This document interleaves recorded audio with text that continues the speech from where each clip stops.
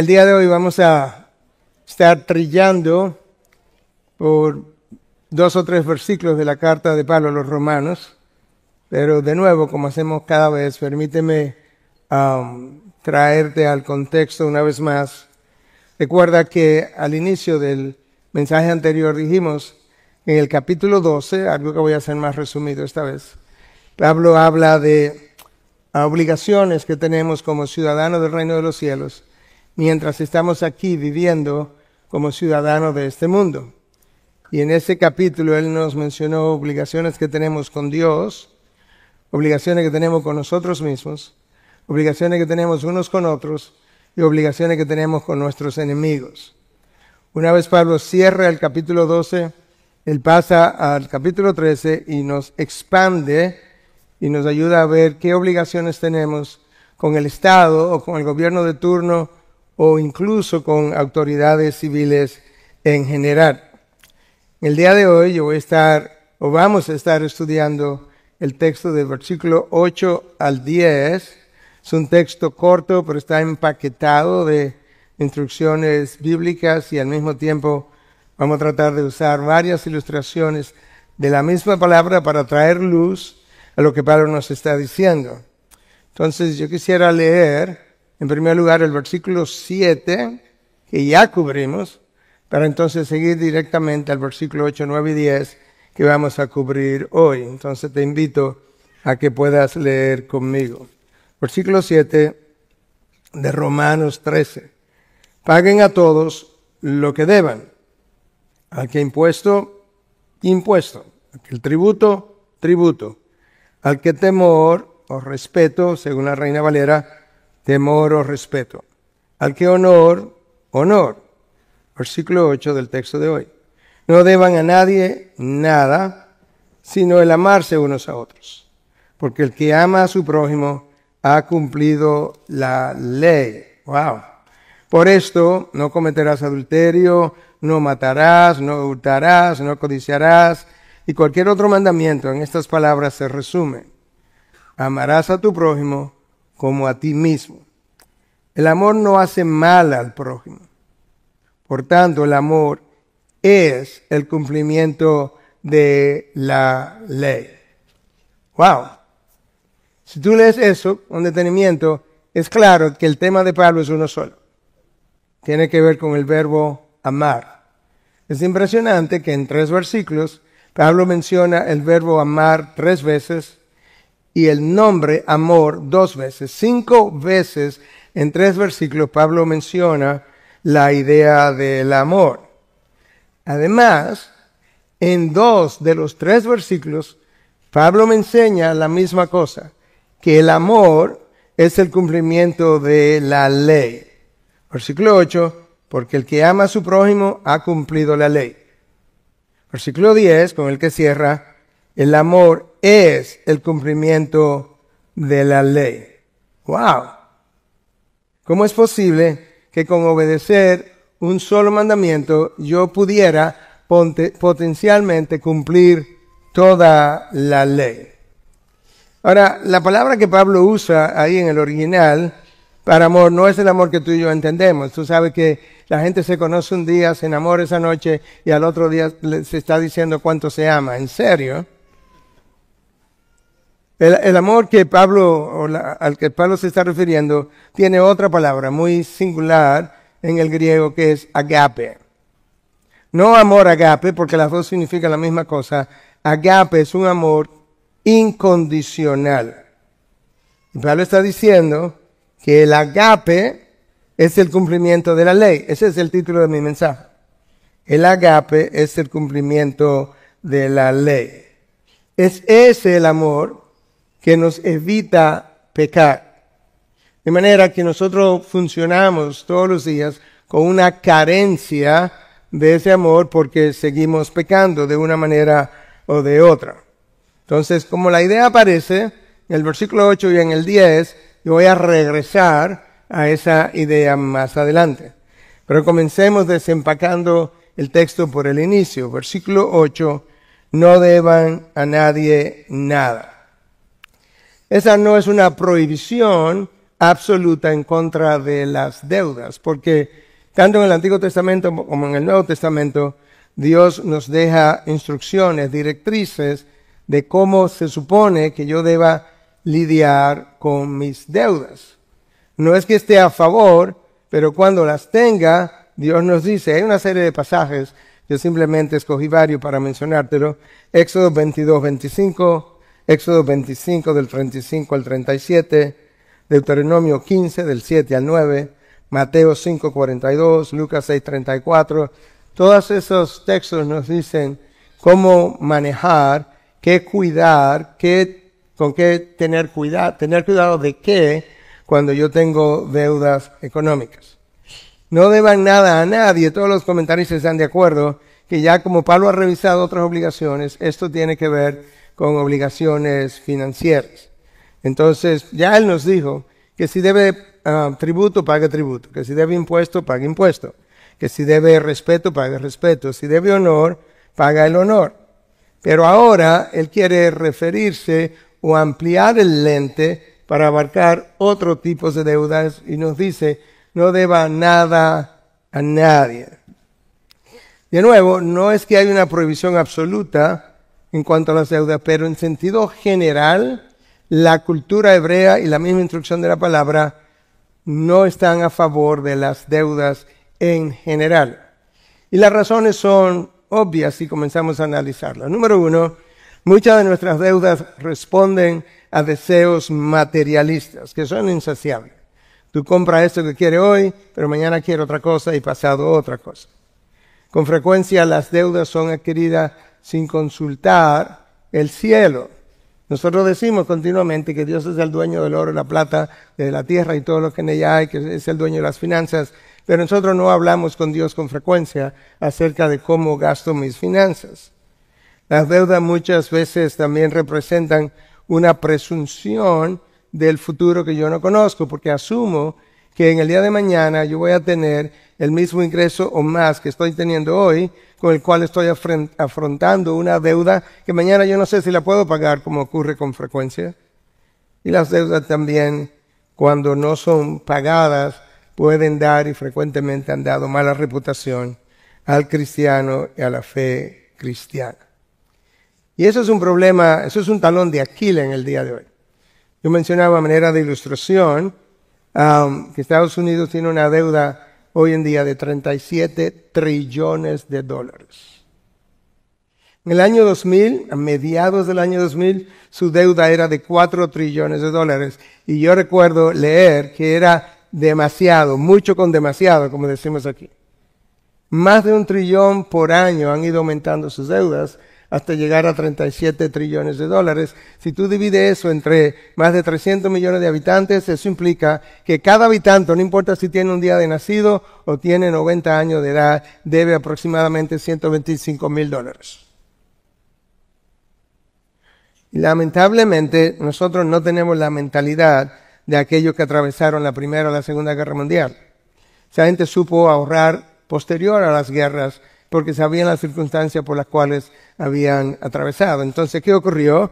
Que en la década de 1950, tempranamente, Estados Unidos descubrió que la economía estaba rezagada, la gente no estaba gastando porque todavía tenía el temor de la guerra, e idearon toda una economía, toda una idea económica llamada consumismo, la cual es el sostenimiento primario de la economía norteamericana, hasta el punto que cuando el COVID se dio y los negocios comenzaron a bajar y demás, el gobierno regaló dinero para que la gente gastara y activara la economía. La diferencia estaba o sigue estando, en que aquellos que salieron de la Segunda Guerra Mundial comenzaron a gastar dinero que ellos habían ahorrado, pero ahora nosotros estamos gastando dinero que no tenemos, porque simplemente cuando quiero algo, yo saco la cartera y doy un tarjetazo. No tengo que consultar al cielo, para eso yo tengo tarjeta de crédito. Conozco personas aquí en Estados Unidos donde vivimos con 5, 10, 12, 15 tarjetas de crédito. Y luego decimos, bueno, un gustazo o un trancazo. El libro de Hebreos en 22:7 nos dice, el deudor es esclavo del acreedor. Dándonos una idea de que, ¿sabes qué? Eso es una limitante.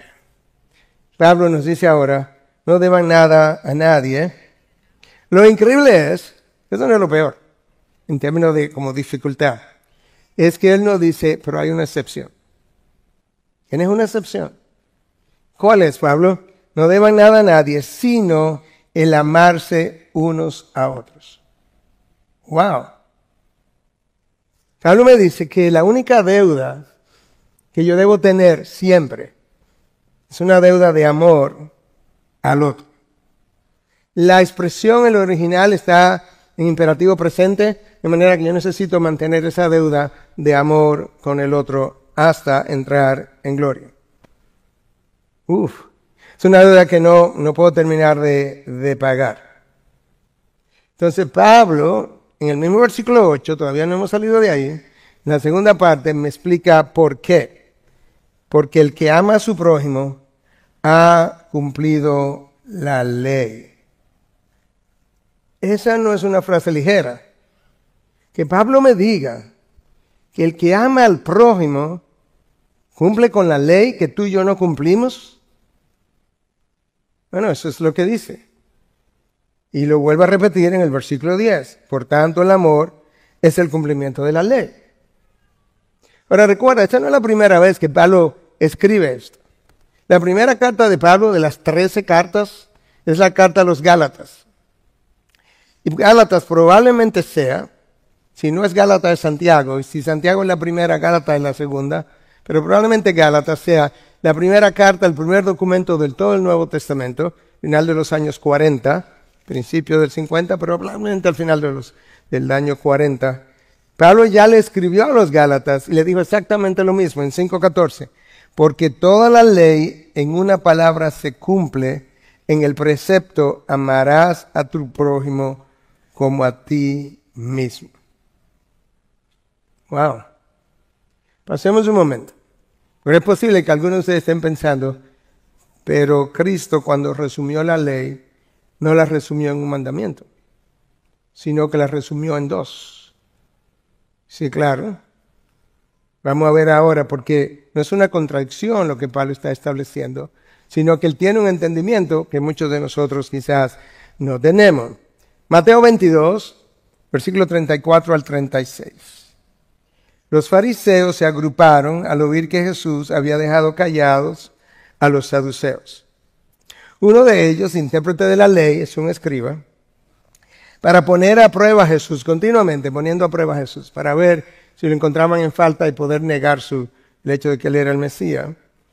Le dice, maestro, ¿cuál es el gran mandamiento de la ley? Y él le contestó, amarás al Señor tu Dios con todo tu corazón y con toda tu alma y con toda tu mente. Este es el grande y primer mandamiento. Y el segundo es semejante a este. Amarás a tu prójimo como a ti mismo. Escucha, de estos 2 mandamientos dependen toda la ley y los profetas.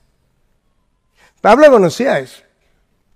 Y Pablo ahora se atreve de tomar de los 2 mandamientos que Jesús usó, uno solo, y no usa el primero, sino el segundo, para definir lo que es el cumplimiento de la ley. Eso no es una contradicción. Recuerda que la palabra interpreta la palabra, entonces ahora salimos corriendo a buscar otros pasajes que me traigan luz para que me digan, entonces, ¿por qué Pablo dijo lo que dijo? Y Juan en su primera carta, capítulo 4, versículo 20 al 21 nos dice, si alguien dice, yo amo a Dios, pero aborrece a su hermano, es un mentiroso. No me diga eso.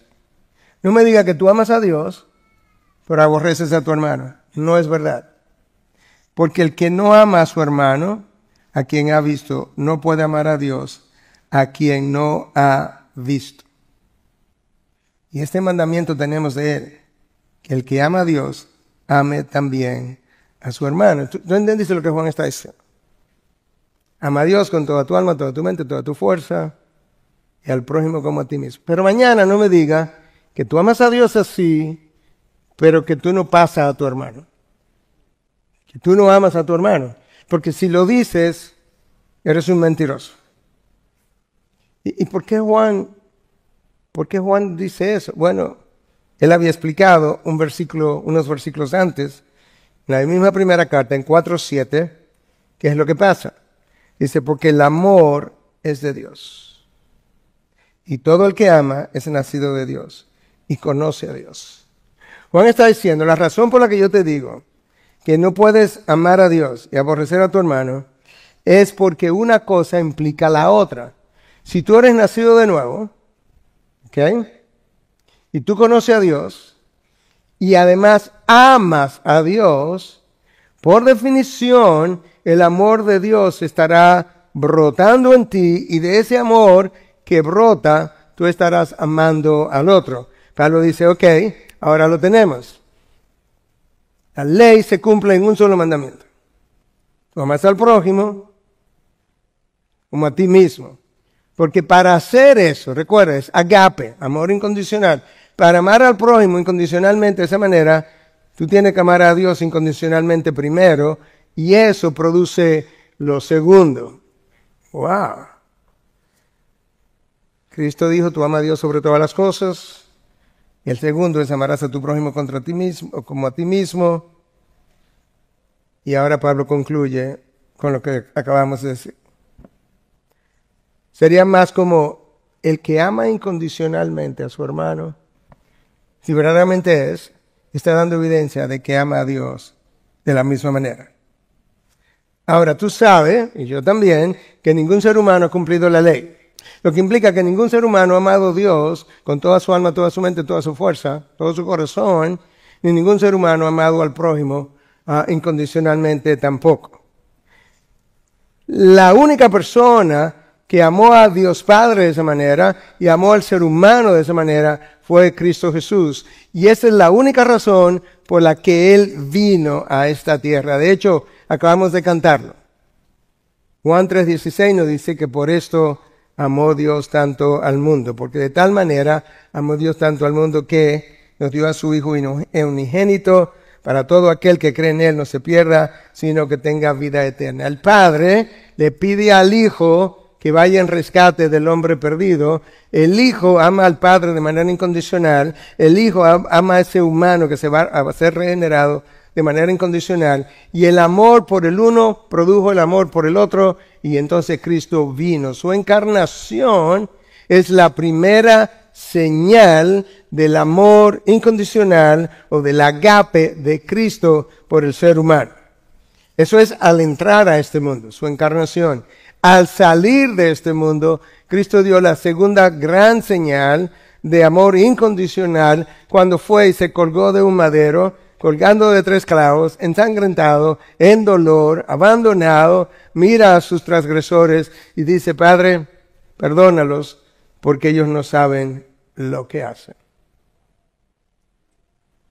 Wow.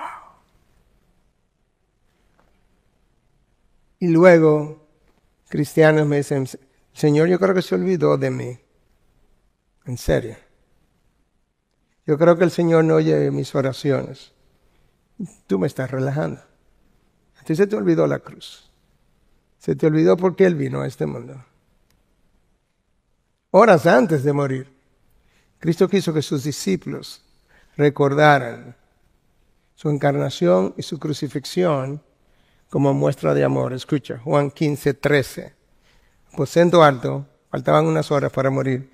Nadie tiene un amor mayor que este, que uno dé su vida por sus amigos. Wow. Ya tú sabes lo que se requiere. Amar de esa manera. 1, tiene que haber nacido de nuevo. 2, tiene que amar a Dios incondicionalmente. Y 3, como consecuencia, terminarás amando al prójimo de la misma manera. Entonces Pablo, sabiendo que nosotros somos capaces de preguntar, ¿y por quién es mi prójimo? Dice, espérate, déjame darte algunas ilustraciones para que comiences a entender lo que implica amar al prójimo. Recuerda que el prójimo es cualquiera. Y lo vamos a seguir viendo. Entonces Pablo dice en el versículo 9, ya cubrimos el 8, versículo 9, porque esto, no cometerás adulterio, no matarás, no hurtarás, no codiciarás, todos son mandamientos, 4 de los 10 mandamientos, y cualquier otro mandamiento, en otras palabras, no me limite a 4, en estas palabras se resume, amarás a tu prójimo como a ti mismo. Entonces, nosotros necesitamos entender estas 4 ilustraciones para poder entender alguna otra, porque hay muchas más. Pablo comienza con, no cometerás adulterio. ¿Por qué?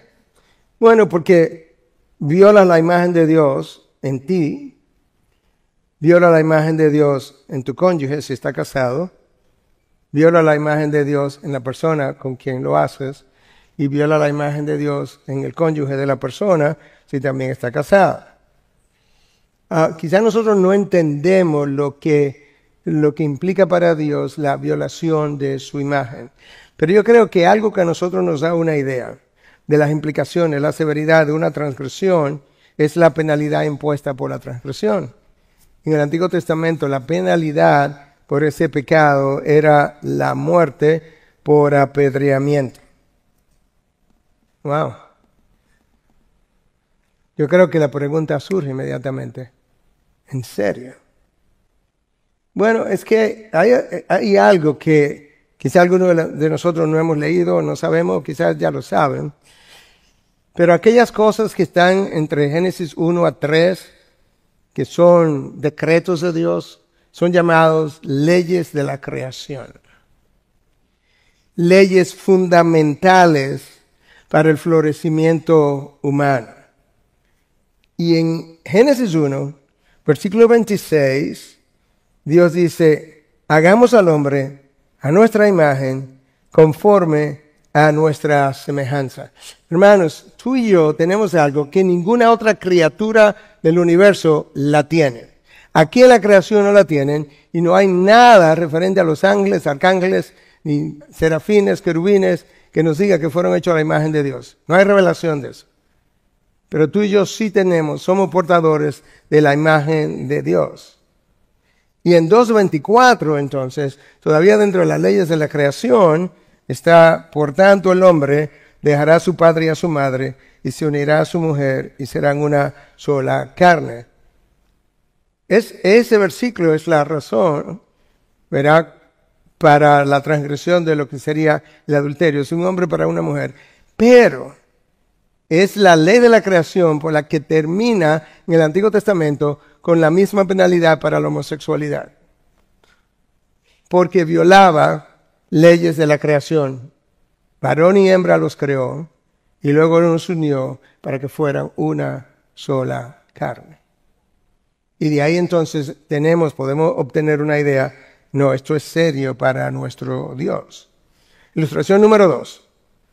Relacionado al 6º mandamiento de la ley de Dios. El anterior era el 7º, este es el 6º. No matarás. Y algunos de nosotros, bueno, quizás todos nosotros podemos decir, bueno, ahí me salvé, pero yo no he matado a nadie nunca. Pero hemos enseñado en otras ocasiones que si hay algo que Cristo supo hacer, fue que no solamente vino a enseñarnos la letra de la ley. La letra de la ley era no matarás. Eso es físicamente, no le quitarás la vida a nadie. Pero cada uno de los 10 mandamientos tiene un espíritu de la ley. En el Sermón del Monte, en la versión de Mateo, capítulo 5, versículos 21 y 22, Cristo comienza a darnos el espíritu del 6º mandamiento, de no matarás. Escuche, habéis oído que se dijo a los antepasados, no matarás. Y cualquiera que cometa homicidio será culpable ante la corte.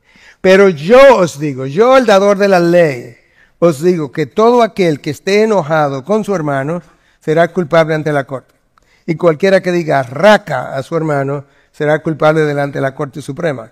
Y cualquiera que diga idiota será reo del infierno de fuego. Uy. La palabra raca, o traducido en el español como raca, viene de un vocablo en hebreo que es reca, que significa necio, vano, insensato, cabeza hueca. Y reca viene de un vocablo anterior que es rec, sin la A, que significa vacío y que era considerado un término de mucho desprecio. La idea es que con la misma ira que alguien mata a otro, con esa misma ira, quizás de forma más temprana, la persona usa este tipo de palabra contra otro y termina odiando eso. Pero cuando tú no lidias con eso, eventualmente tú puedes ser capaz de hacer lo otro. Y la mejor ilustración, saliendo de los 3 primeros capítulos del Génesis, está en el 4º capítulo. Estamos en los arbores del comienzo de la civilización. Hay 2 hermanos, no 2 enemigos, no 2 amigos, no, 2 hermanos. Caín y Abel. Y Caín trae una ofrenda a Dios y no es bien recibida. Abel es bien recibido. Y el texto de Génesis 4:5 dice que Caín se enojó mucho. Nota dónde comienza Caín. Se enojó mucho y su semblante se demudó. Unos versículos más adelante dice que Caín, versículo 8, mató a su hermano Abel y siguió airado. Dios va en su búsqueda. Oye, hay 2 hermanos en la tierra y ya uno mató al otro. Y va detrás de Caín. Pero Caín está enojado. Y le dice a Caín, ¿dónde está tu hermano Abel? Y él respondió, no sé. Tiene que pensarlo así, no sé. ¿Soy yo acaso guardián de mi hermano? Eso es a Dios que le está hablando. Versículo 9. Ya lo había matado. Pero ¿qué fue lo que precedió al homicidio? Pecado de la ira, del cual tú y yo somos culpables.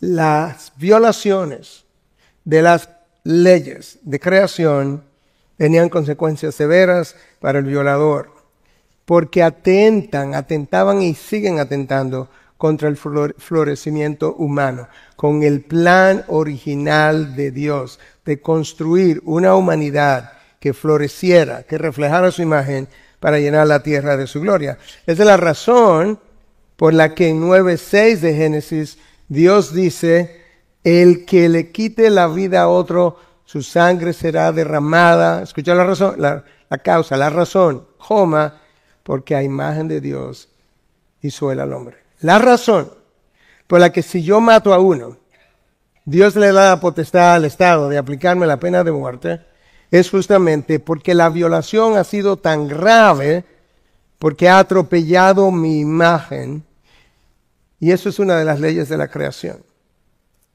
El ingeniero que construye un edificio y se descuidó con las luces, puede ser que se caiga una de las luces, o que no luzca bien, o algún pañete se caiga.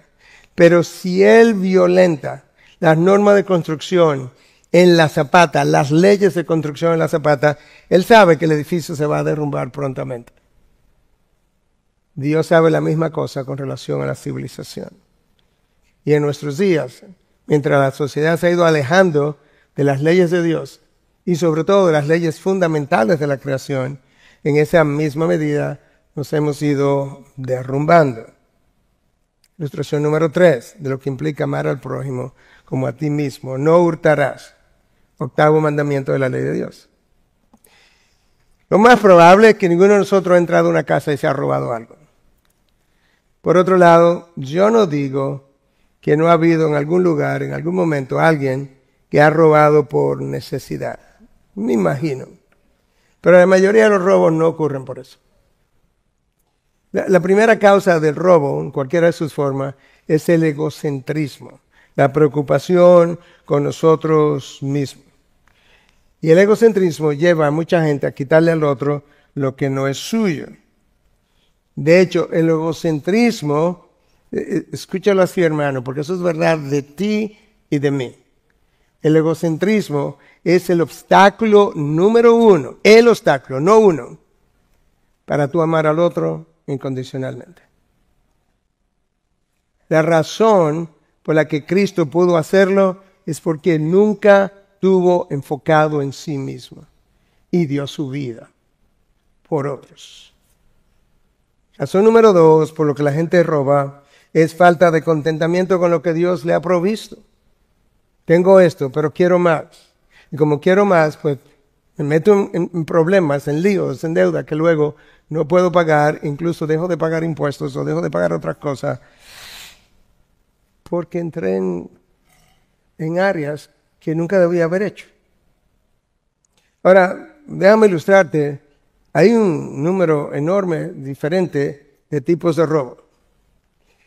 Por un lado, tú y yo podemos robarle a Dios de sus diezmos y ofrendas. Malaquías capítulo 3.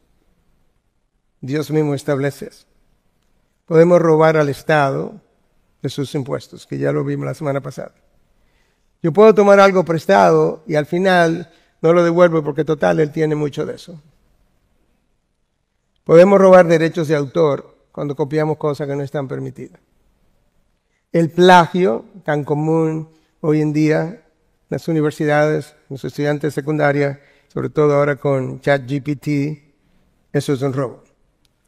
El robo de identidad, tan común en las redes sociales hoy en día.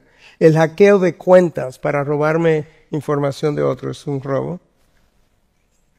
Ayuda social que a mí no me corresponde, por hago algo falso y recibo una ayuda social que no me corresponde, eso es un robo. Sobrevalorar algo y vendértelo como algo que yo sé que quizá está defectuoso o que no tiene el valor que yo te estoy pintando para obtener una mayor ganancia, eso es un robo al otro. Y el robo laboral que va desde horas de trabajo que la dedico a cosas por las cuales yo no estoy siendo pagado, o cuando pasamos o material de la oficina que es robo, o cuando pagamos a alguien un salario injusto por debajo de lo que debiera ser, o cuando nos paramos en la calle y alguien nos quiere vender un aguacate por 30 pesos y le pedimos que lo den 25, cuando la persona tiene ahí horas tratando de vender un aguacatico y con 5 pesos tú y yo no vamos a hacer nada. Eso no es justo. Pastor, pero eso como es en esta sociedad, ese es el problema. Que la sociedad no conoce a Dios. Y si no conoce a Dios, no puede establecer la justicia. Porque de lo contrario no necesitaríamos este libro. Escucha lo que dice Deuteronomio 24, 14 y 15. No oprimirás al jornalero pobre y necesitado, ya sea uno de tus conciudadanos o uno de los extranjeros que habita en tu tierra y en tu ciudad. No importa si es judío o no es judío. No lo va a oprimir. En su día le dará su jornal. ¿Sabe cómo se trabajaba antes? Tú trabajas un día y le pagas. Antes de la puesta del sol. ¿Por qué? Porque es pobre y ha puesto su corazón en él, para que él no clame contra ti al Señor y llegue a ser pecado en ti. Uy. Si tú lees el Antiguo Testamento, hay regulaciones para todo. Ilustración número 4, lo que implica amar al prójimo, que representa el mandamiento número 10, no codiciarás. Escucha el mandamiento número 10, Éxodo 20, 17. No codiciarás la casa de tu prójimo, no codiciarás la mujer de tu prójimo, ni su siervo, ni su sierva, ni su buey, ni su asno, ni nada, para no seguir hablando, que sea de tu prójimo. Cuando Dios quiso, es impresionante, yo no sé si tú has tenido a pensar, en serio, o sea, estos 10 mandamientos fueron la constitución de la primera nación que Dios quiso construir. La constitución tenía 10 mandamientos. Y que Dios eligiera una de las 10 leyes de la constitución de una nación, la prohibición de la codicia. Sí, que Dios sabe las consecuencias graves y grandes que la codicia trae. Y no solamente lo sabe Dios, culturas anteriores también lo sabe. Mira, en el idioma hebreo, el término para referirse a codicia es yamat, que significa un deseo excesivo de tener, como el que tiene una sed que no se sacia. Los griegos tenían su propio lenguaje y para ello la palabra era pleonexia, que alude al deseo de tener siempre más, sin importar el costo ni lo que deba hacerse para obtener lo que se ambiciona. Tener más, no importa a quién daño, a quién le paso por arriba, si daño a mi familia, si daño a mis hijos, si no le doy tiempo, no importa a quién dañe, pero necesito tener más. Los griegos entendieron eso, que no eran cristianos. Los romanos entendieron eso. El poeta Ovidio, romano, la palabra que usaba en latín tenía que ver, es esta frase, amor sceleratus habendi. ¿Sabes lo que significa? Amor maldito de poseer. Es una ambición de tener que es una maldición. Es una maldición tal ambición. Los romanos entendieron eso. Y ellos tenían todavía otro vocablo que era philarguros, cuyo significado se refiere a amante del dinero. Esa es la palabra que Pablo usa en la primera carta de Timoteo en 6:10, que dice que el amor al dinero es la raíz de todos los males. Yo puedo ser pobre y amar el dinero. Yo puedo ser clase media y amar el dinero. Yo puedo tener mucho y seguir amando más al dinero. Recuerda la frase que te he mencionado muchas veces de uno de los Rockefellers. ¿Cuánto se requiere para ser feliz? Un poco más de lo que tú tienes. Por eso Dios dice, en una de las 10 leyes de la Constitución de Israel, no codiciarás la casa de tu prójimo, no codiciarás la mujer de tu prójimo, ni su siervo, ni su sierva, ni su buey, ni su asno, ni nada que sea de tu prójimo. Ahora, yo te dije que este texto era cortito, pero estaba cargado de enseñanzas bíblicas y de ilustraciones bíblicas. La mejor ilustración de lo que la codicia es capaz de hacer, o una de las mejores, para mí quizás la mejor, es cuando tú lees en el Antiguo Testamento que el rey Acab vio la viña de Nabot, se enamoró de ella, de lo bien que lucía, pero Nabot no se la quería vender. Entonces él se fue a su casa, se entristeció, y su esposa, que era más mala que él, y eso que la palabra dice que Acab era peor que todos los reyes de Israel, Jezabel era peor. Lo encuentra deprimido y dice, ¿qué es lo que te pasa? No, que la viña de Nabot y entonces no la puedo tener. Ah, no, pero déjamelo a mí. Se buscó un grupo de hombres que mintieron, acusaron a Nabot y con la mentira lo mataron. La codicia de Nabot se combinó con la maldad de su esposa. Los dos eran malos. ¿Y qué hicieron? Violaron el 6º mandamiento de la ley de Dios al matar. Pues violaron el 8º mandamiento de la ley de Dios al quitarle la viña a Nabot, al robársela. Violaron el 9º mandamiento de la ley de Dios, acusando a Nabot y inventando la mentira. Quitaron la vida, mintieron y violaron el 10º mandamiento de la ley de Dios al codiciarla.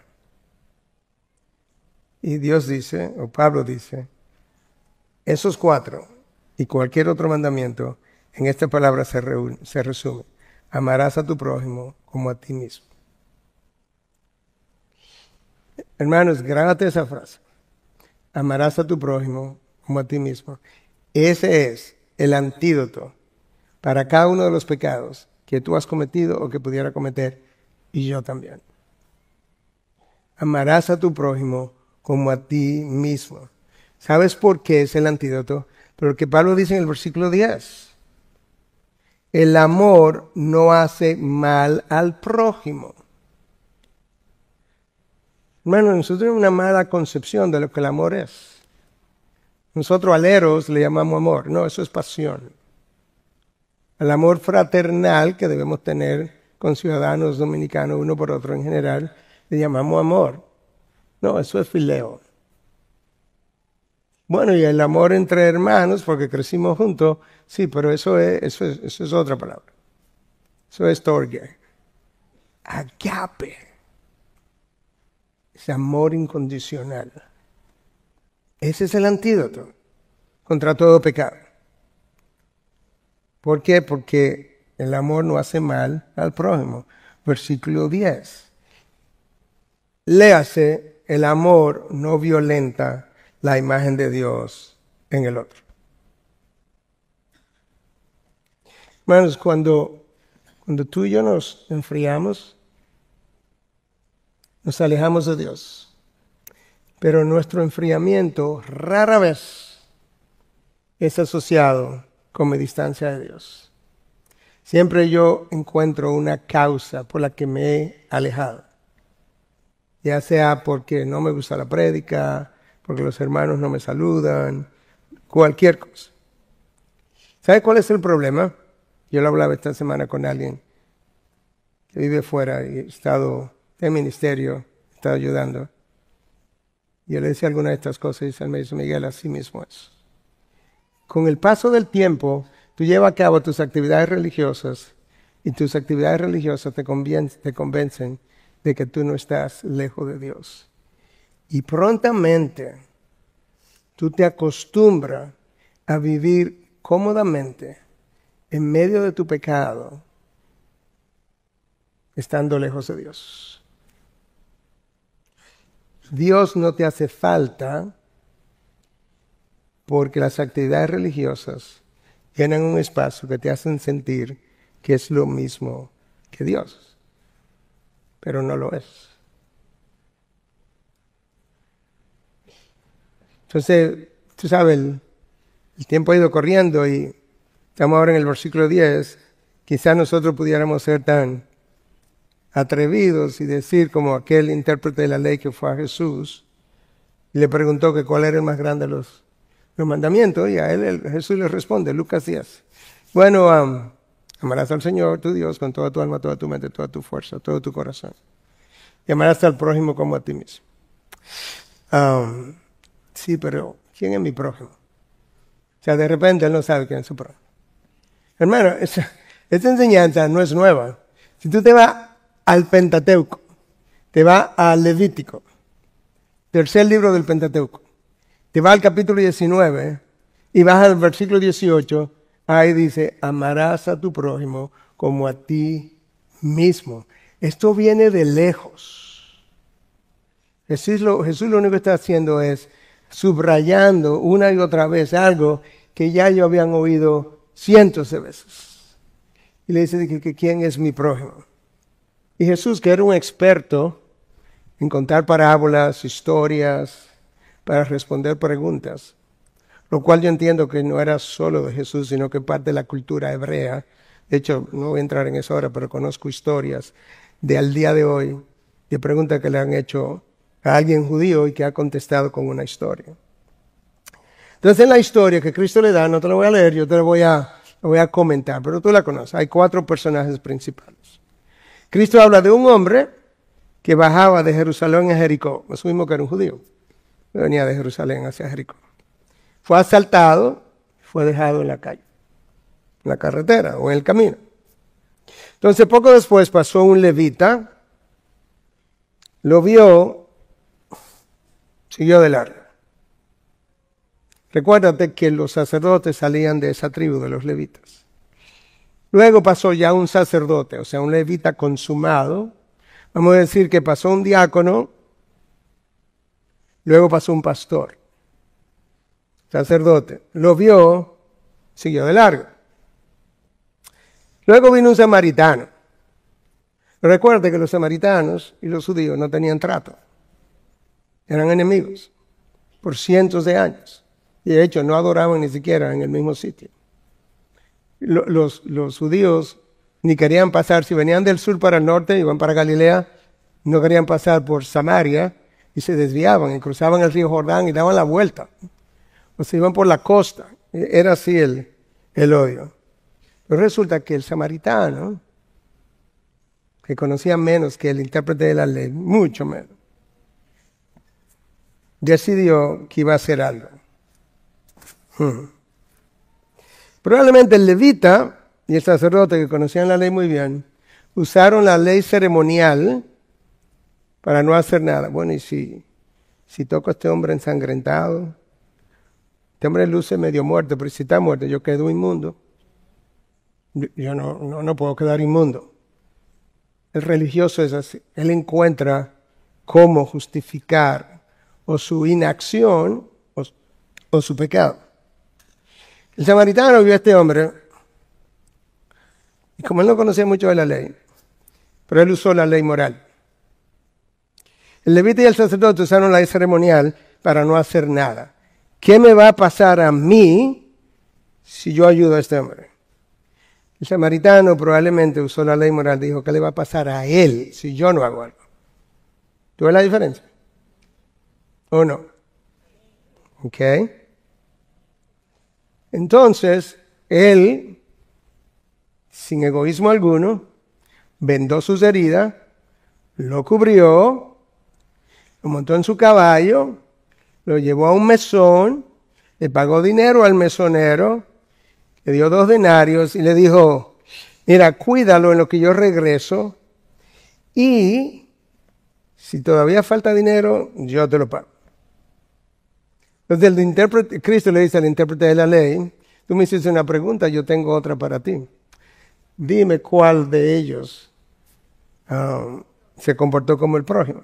Y el intérprete no tenía ninguna otra cosa que decir. Dijo, bueno, el que tuvo misericordia de él. Jesús le dijo, ve y haz tú lo mismo.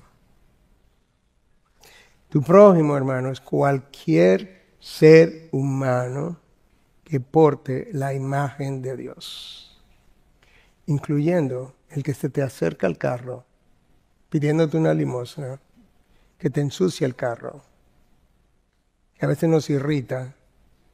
Él es tu prójimo. ¿Por qué es que no nos conmueve? ¿Por qué es que hay gente que ve un perrito en la calle y se lo lleva a su casa y lo cuida y lo nutre y luego pone video en el internet de que este fue el día 1, el perrito casi muerto, y luego el hermoso perro, un año después, lo lleva al veterinario y le paga, pero el ser humano en condiciones horribles no nos conmueve?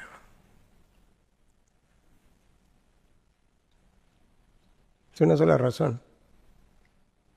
No es solamente que nosotros no amamos incondicionalmente, es que nosotros no valoramos el carácter de Dios por lo que es. Nosotros no vemos el pecado que cometo como un atropello o un desafío a la autoridad del carácter de Dios. No, pensamos que estamos lidiando con leyes legales, ¿verdad? Leyes, valga la redundancia, leyes de la nación. No, hermano. Cada pecado que tú y yo cometemos es una violación o atropello al carácter de Dios. Y cuando el pecado es contra otro, es una violación o atropello a la imagen de Dios puesta en ti y en mí. Si yo no aprecio el carácter de Dios, mucho menos voy a apreciar el reflejo de la imagen de Dios en el ser humano. Pero Dios me dice que el reflejo de su imagen es sagrada. Hasta el punto que si le quita la vida a alguien, el Estado no debe dejarte con vida. Tú no la mereces, porque no la valoraste en el otro, el Estado no debe valorar la tuya. ¡Wow! Recuerda que la palabra de Dios es simplemente una expresión de su esencia, de quién eres. La ley de Dios es simplemente una expresión de quién Él es en esencia, de cómo Él piensa, de cómo Él siente, de cómo Él es.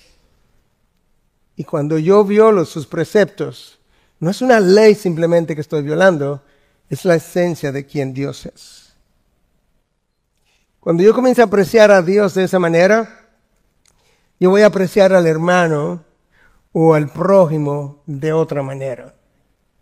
Yo voy a ser más justo, me voy a condoler con él, voy a ir la extra milla, voy a crearme inconvenientes. Sí, pastor, pero es que, mire, como andan los días tan rápido, uno a veces no tiene ni tiempo. Ese es el problema. El amor es problemático. El amor altera tu agenda. El amor no es muy eficiente. Si no, pregúntale a Jesús cada vez que se detuvo a ministrar y a alimentar No, el amor no es muy deficiente, lo que es muy piadoso. Es que es muy santo. Pues deficiente no tiene nada. Es tan poco eficiente que Dios tiene siglos y siglos y siglos y miles de años esperando para que más gente se arrepienta dentro de su plan de elección. ¿Y por qué? Por amor. Él pudo haber terminado hace tiempo más eficientemente, pero no lo ha hecho. Entonces yo creo que hoy nosotros podemos irnos a la casa y decir, sí, el pastor me dio duro. Y no, el pastor no. La palabra. O podemos irnos y más nunca reflexionar sobre esto y mañana seguir haciendo exactamente lo mismo que hicimos hasta el día de hoy. Pues tú puedes todos los días, hasta el resto del año, todos los días decir, Señor, perdóname, porque yo no lleno ni el primero ni el segundo de los mandamientos que tú usaste para resumir la ley. Dame más amor incondicional por ti. Hermano, no puede ser que los años sigan pasando y que tu mayor motivación para obedecer sea el juicio de Dios y sus consecuencias. No, Pablo le llama a eso niños cuando le escribe a los Corintios. La mayor motivación que tú y yo debiéramos tener es el amor de Dios. Eso es exactamente lo que Pablo le dice a los Corintios. El amor de Cristo nos